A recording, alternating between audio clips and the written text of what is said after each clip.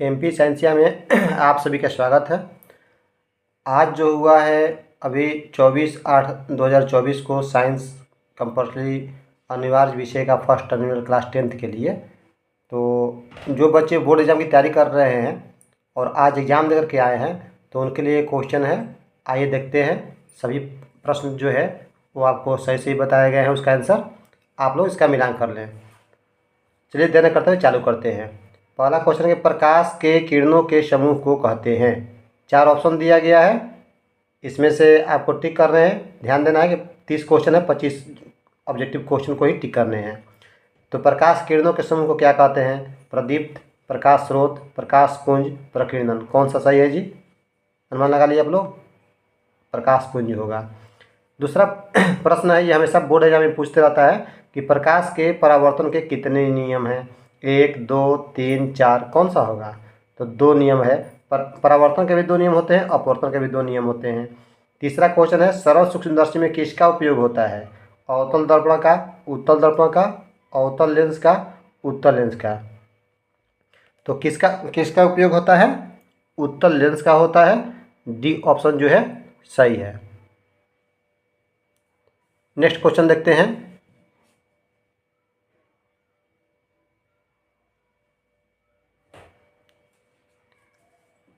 Lens का आवर्धन m बराबर होता है u/v, uv, u+v और d/v/u।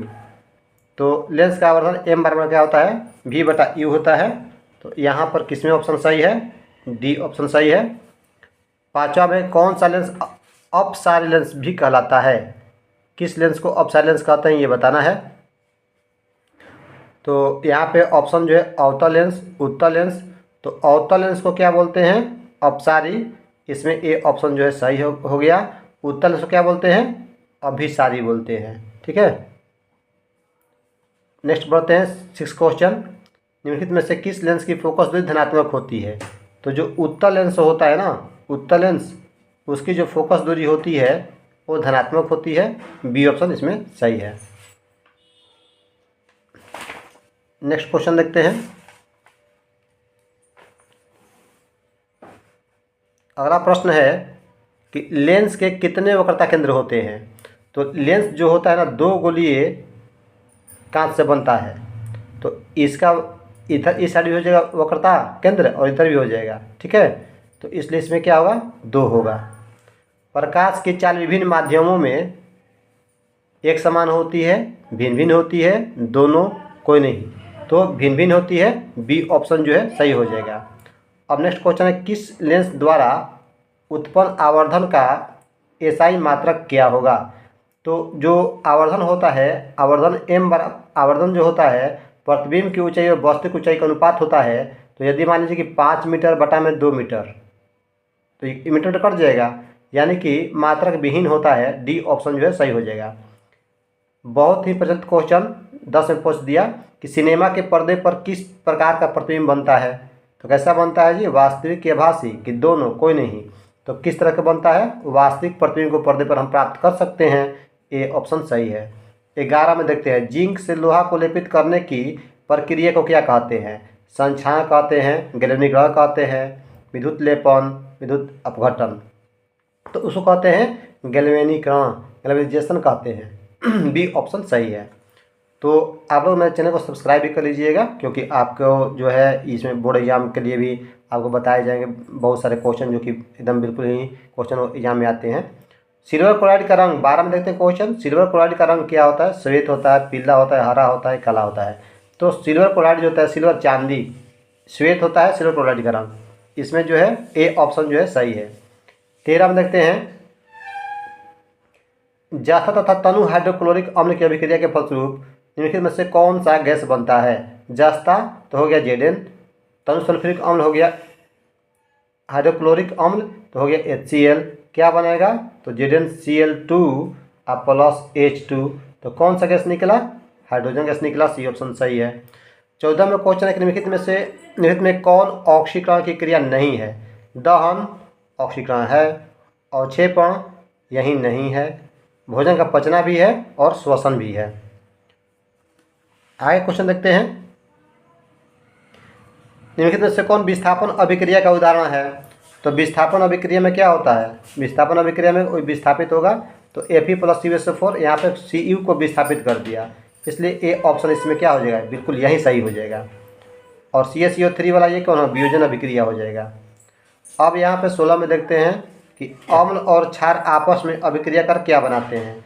तो अम्ल की अभिक्रिया क्षार से कराते हैं तो लवण एवं जल बनता है। तो इसमें लवण जो है डी ऑप्शन में है, सही है। अधातु के ऑक्साइड कैसे होते हैं? अधातु है तो अधातु का अम्लीय होता है, ये ऑप्शन सही हो जाएगा। जैसे मान लीजिए कि सी है, कार्बन हो गया अधातु है, तो कार्बन अधातु है, इसका ऑक्साइड O2 किए तो हो गया CO2 और जल से अभिक्रिया करा दिए तो बन गया H2CO3, कार्बोनिक अम्ल हो गया। तो अधातु कैसा होता है? अम्लीय होता है। नेक्स्ट क्वेश्चन देखते हैं 18 नंबर में, किस विलयन का उपयोग दीवारों की सफ़ेदी करने के लिए किया जाता है? तो दीवार की सफ़ेदी में क्या करते हैं हम लोग? चूना से करते हैं, CaO से, कैल्शियम ऑक्साइड से या जल में मिला देंगे तो कैल्शियम हाइड्रोक्साइड बन जाएगा। तो CaOH का होल2 जो है 18 में सही है। नेक्स्ट क्वेश्चन देखते हैं 19, NaOH क्या है? तो OH है तो क्षार है, ठीक है, ये ऑप्शन सही है। अम्लीय विलयन का pH मान होता है तो 7 से कम होता है तो अम्लीय होता है, 7 होता है तो उदासीन होता है, 7 से ज़्यादा होता है तो क्षार होता है। तो अम्लीय विलयन कह रहा है तो 7 से कम। मानव आहार नल का सबसे लंबा भाग, तो सबसे लंबा भाग जो है कौन है? अमाशय है, बड़ी आंत है, छोटी आंत है, ग्रास नदी है। तो नाम है छोटी लेकिन 6 मीटर लंबाई होता है, 6 से छोटे 6 से 6, और इसलिए ये जो होता है सबसे लंबा होता है। टोटल लगभग 8 से 10 मीटर होता है, उसमें से 6 मीटर जो है छोटी आंत ही होता है। तो सबसे लंबा भाग कौन हो गया? छोटी आंत हो गया। पौधा में भोजन किस रूप में जमा होता है? तो पौधा में भोजन जो है ग्लूकोज के रूप में, स्टार्च के रूप में, प्रोटीन के रूप में, फैटी एसिड, तो स्टार्च के रूप में जो है जमा होता है। 23 में क्वेश्चन है कि आयोडीन की कमी से कौन सा रोग होता है? तो ये सभी जानते हैं, बहुत ही बढ़िया क्वेश्चन पूछा है। आयोडीन की कमी से जो है घेंघा बीमारी होती है, जिसको ग्वाइटर भी बोलते हैं। श्वसन के अंतिम उत्पाद क्या है बताना है? तो अंतिम उत्पाद में होता है CO2, H2 और ATP के रूप में ऊर्जा होता है, सी ऑप्शन सही है। ट्रैकिया किस जीव का श्वसन अंग है? कितना बढ़िया क्वेश्चन पूछ दिया है जी श्वसन से। यहाँ पर ये जो है कॉकरोच होगा, इसमें जो है श्वसन अंग है ट्रैकिया, कॉकरोच। रक्त क्या है? तो तरल संयोजी उत्तक है, ए ऑप्शन आपका सही हो जाएगा, उत्तक। गाढ़ कोशिका की कौन सी भित्ति मोटी होती है? भीतरी होती है, बाहरी होती है, पार्श्व होती है, सभी। तो देखिए भीतरी जो होती है वो मोटी होती है और बाहरी पतली होती है, ये ऑप्शन सही हो जाएगा, ठीक है। 28 में कौन हेट्रोक्राइन ग्रंथि है? तो हेट्रोक्राइन ग्रंथि जो है वो अग्नाशय ग्रंथि है, जो कि अंतःस्रावी और बाह्यस्रावी ग्रंथि दोनों जैसे काम करती है, उसको हम हेट्रोक्राइन ग्रंथि कहते हैं। तो अग्नाशय इसमें सही हो जाएगा। 29 में क्वेश्चन है, निम्न में से कौन शरीर का संतुलन बनाए रखता है?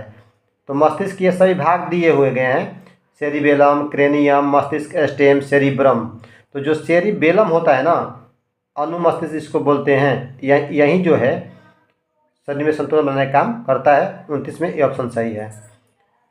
अगला प्रश्न है कि तंत्रिका तंत्र की संरचनात्मक एवं कार्यात्मक इकाई को क्या कहते हैं? तो उसको हम बोलते हैं न्यूरॉन, ये ऑप्शन ही सही हो जाएगा। तो इस प्रकार से 30 क्वेश्चन हमने आपको ये जो है डील कराया। अब इसमें से आपको कोई 25 आंसर देने थे, आप लोग मिला लीजिए कितना आपने सही किया है। और यदि मेरे चैनल को आपने सब्सक्राइब नहीं किया तो सब्सक्राइब कर लीजिए। चलिए आज का इतना ही, थैंक यू वेरी मच।